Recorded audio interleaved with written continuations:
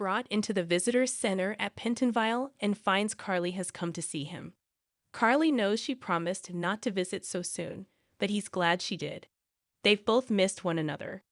She talked to Sam, and Scout is determined to come see him ASAP. Drew says Scout kept him alive in Greece, but now he has so much more to live for. Carly says at least this place is better than Greece. Drew thinks about Cyrus giving him a shiv, and Carly asks what's wrong. Drew tells her about running into Cyrus, who wants to recruit him in his army of evangelicals. Carly says he needs to stay away from Cyrus and not get on his bad side. Drew says she doesn't have to worry. He can take care of himself. Carly says who knows how many men Cyrus has in here, and they have to find a way to protect him.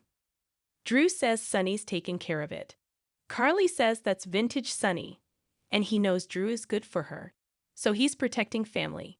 Drew asks Carly what else is going on. Carly tells him that Willow came home. He's so happy, but can see something else is worrying her. He assumes it's that SEC fines, and Carly tells him she has resources, and Diane has come up with some ideas. Drew hopes she's not selling the house. She confirms she is, and is focused on getting him out of here. She says life is too fragile, something she recently was faced with. Drew asks what happened. Carly reveals Curtis was shot and is in the hospital. Drew asks who would want to kill Curtis. Carly admits he may not have been the target. A guard tells them their time is up, and Carly promises to come back as soon as she can. She says seeing him makes everything better. They say their I love yous before she exits. Drew then walks over to Cyrus. At the Port Charles Grill, Sonny toasts to protecting your own. He sees Austin looks troubled and asks if he has a problem with his toast. Austin says he respects Sonny and his dedication to his family. Austin wonders what happens when people disappoint him. Sonny asks him what happens when you lose a patient. Austin says it's sad but inevitable. Sonny notes some people are beyond help and you just have to move on.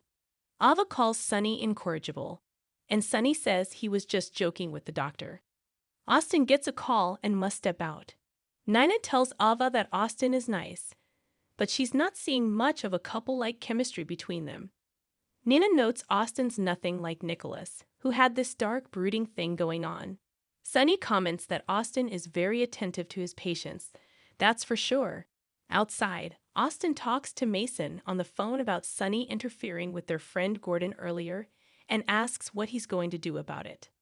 Austin soon returns to the table, and Sonny gets a call from Gladys. She informs him that Sasha was arrested and is getting a psych evaluation at the hospital. Sonny says he'll be right there, and he and Nina leave. Joss and Dex arrive at the Metro Court pool. Joss can't help but think about Trina's dad, and they both know who the bullet was meant for. Dex reminds her there were several people here that night, but she knows it was meant for Sonny, and it could have been Dex who was shot. Dex promises he loves her like he's never loved anyone, and he's not about to give that up for anything. As Dex and Joss kiss and lather each other up with lotion, Sonny calls Dex and asks him to come to surveil Austin at the Port Charles Grill.